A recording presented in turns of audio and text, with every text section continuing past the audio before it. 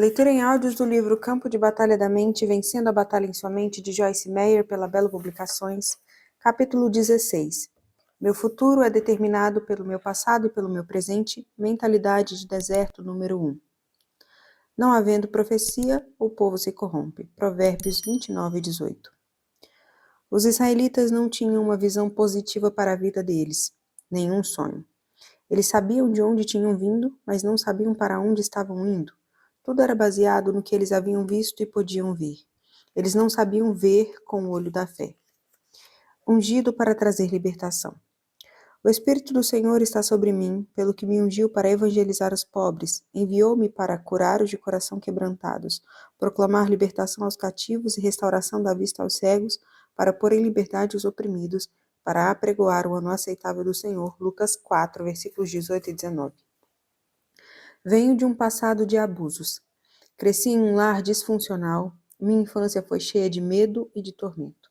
Os especialistas dizem que a personalidade de uma criança é formada nos 5 primeiros anos da sua vida. Minha personalidade era uma desordem. Vivia em simulação atrás de paredes de proteção que eu tinha construído para impedir que as pessoas me ferissem. Eu estava trancando os outros do lado de fora, mas estava também me trancando por dentro. Eu era uma controladora, tão cheia de medo, que a única maneira que podia enfrentar a vida era sentir que estava no controle, e então ninguém podia me ferir. Como jovem adulta tentando viver para Cristo e seguir o estilo de vida cristão, eu sabia de onde tinha vindo, mas não sabia para onde estava indo. Sentia que meu futuro seria sempre frustrado pelo meu passado. Pensava, como poderia alguém que tem o tipo de passado que tenho estar algum dia realmente bem? É impossível. Entretanto, Jesus disse que ele veio para curar todos aqueles que estavam doentes, com o coração despedaçado, machucado e ferido, aqueles que estavam esmagados pela calamidade. Jesus veio para abrir as portas da prisão e libertar os cativos. Não fiz nenhum progresso até que comecei a acreditar que poderia ser liberta. Tinha de ter uma visão positiva para minha vida. Tinha de acreditar que meu futuro não estava determinado pelo meu passado ou mesmo meu presente. Você pode ter tido um passado miserável. Você pode até mesmo estar em circunstâncias negativas e depressivas. Você pode estar enfrentando situações tão más que parece que você não tem razão real para ter esperança. Mas eu lhe digo ousadamente, seu futuro não é determinado pelo seu passado ou pelo seu presente. Adquira nova mentalidade. Creia que com Deus todas as coisas são possíveis. Lucas 18:27. Com o homem algumas coisas podem ser impossíveis, mas nós servimos a um Deus que criou tudo o que vemos do nada. Hebreus 11:3. Dê-lhe o seu nada e veja-o entrar em ação. Tudo de que ele precisa é a sua fé nele, e ele fará o resto. Olhos para ver, ouvidos para ouvir. Do tronco de Jessé sairá um rebento, e das suas raízes um renovo. Repousará sobre ele o Espírito do Senhor, o Espírito de sabedoria e de entendimento, o Espírito de conselho e de fortaleza, o Espírito de conhecimento e de temor do Senhor. Deleitar-se-á no temor do Senhor. Não julgará segundo a vista dos seus olhos, nem repreenderá segundo o ouvir dos seus ouvidos. Isaías 11, versículos 1-3.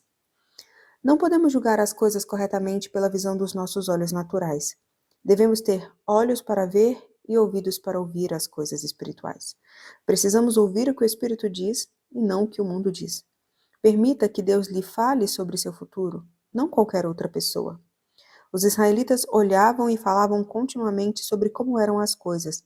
Deus os tirou do Egito pelas mãos de Moisés, falando-lhes por meio dele sobre a terra prometida. Ele queria que eles mantivessem os olhos fixos no lugar para onde estavam indo e fora do lugar onde haviam estado. Vamos examinar algumas passagens que retratam claramente a atitude errada deles? Qual é o problema? Todos os filhos de Israel murmuraram contra Moisés e contra Arão e se queixaram da sua situação. E toda a congregação lhes disse: Tomara tivéssemos morrido na terra do Egito ou mesmo neste deserto. E por que nos traz o Senhor a esta terra para cairmos à espada e para que nossas mulheres e nossas crianças sejam por presa? Não nos seria melhor voltarmos para o Egito? Números 14, versículos 2 e 3. Encorajo-o a estudar essa passagem cuidadosamente. Observe como esse povo era negativo, queixoso, pronto para desistir com facilidade, preferindo voltar à escravidão a continuar através do deserto até a terra prometida. Na verdade, eles não tinham um problema. Eles eram um problema. Maus pensamentos produzem más atitudes. Não havia água para o povo, então se juntaram contra Moisés e contra Arão. E o povo contendeu com Moisés e disseram: Antes tivéssemos perecido quando expiraram nossos irmãos pela praga perante o Senhor. Por que trouxestes a congregação do Senhor a este deserto para morrermos aí, nós e os nossos animais? Números 20, versículos 2 a 4.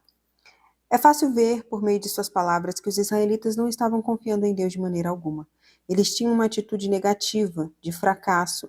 Eles decidiram que iriam fracassar antes mesmo que tivessem realmente começado, simplesmente porque cada circunstância não era perfeita. Eles exibiram uma atitude que veio de uma mentalidade errada. Más atitudes são fruto de maus pensamentos. Falta de atitude e de gratidão. Então, partiram do Monte Or pelo caminho do Mar Vermelho, a rodear a terra de Edom. Porém, o povo se tornou impaciente, deprimido, muito desencorajado no caminho. E o povo falou contra Deus e contra Moisés. Por que nos fizeste subir do Egito para que morramos neste deserto, onde não há pão nem água? A nossa alma tem fastio deste pão vil, desprezível, insubstancial. Números 21, versículos 4 e 5. Juntamente com as outras atitudes más que já vimos nos versículos anteriores, nessa passagem nós vemos evidência nos israelitas de uma tremenda falta de gratidão.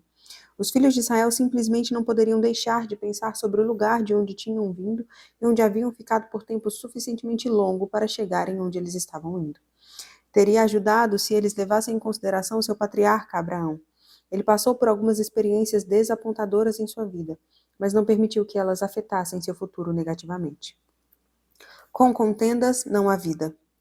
Houve contenda entre os pastores do gado de Abrão e os pastores do gado de Ló.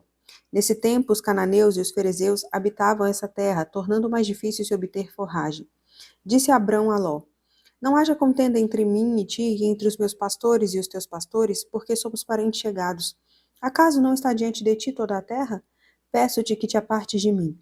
Se fores para a esquerda, irei para a direita. Se fores para a direita, irei para a esquerda. Levantou Ló os olhos e viu toda a campina do Jordão, que era toda bem regada, antes de haver o Senhor destruído Sodoma e Gomorra, como o jardim do Senhor, como a terra do Egito, como quem vai para Zoar. Então Ló escolheu para si toda a campina do Jordão, e ele partiu para o oriente. Separaram-se um do outro. Gênesis 13, versículos 7 a 11. Abraão conhecia os perigos de viver em luta, portanto ele disse a Ló que eles precisavam se separar. Para andar em amor e assegurar-se de que não haveria luta entre eles no futuro, Abraão permitiu que seu sobrinho escolhesse o vale que queria primeiro. Ló escolheu o melhor, o vale do Jordão, e eles se separaram. Devemos nos lembrar de que Ló nada tinha até que Abraão o abençoasse. Pense na atitude que Abraão poderia ter tido, mas escolheu não ter. Ele sabia que se agisse adequadamente, Deus tomaria conta dele. Levante os olhos e veja. Disse o Senhor a Abrão depois que Ló se separou dele: Ergue os olhos e olha desde onde estás para o norte, para o sul, para o oriente e para o ocidente. Porque toda essa terra que vês, eu te darei a ti e à tua descendência para sempre. Gênesis 13, versículos 14 e 15. Essa passagem revela claramente que Deus queria que Abraão olhasse para cima, do lugar onde ele estava para o lugar que Deus queria levá-lo, mesmo que ele se encontrasse em circunstâncias menos desejáveis depois da sua separação do seu sobrinho. Abraão teve uma atitude correta sobre sua situação e, como resultado, o diabo não poderia impedir as bênçãos de Deus para ele. Deus lhe deu ainda mais possessões do que ele tinha antes da separação e o abençoou poderosamente de todas as maneiras. Encorajo-o a olhar positivamente as possibilidades do futuro e começar a chamar à existência as coisas que não existem como se existissem. Romanos 4:17. Pense e fale sobre o seu futuro de forma positiva, de acordo com o que Deus tem colocado em seu coração, e não de acordo com o que você viu no passado ou até mesmo está vendo no presente.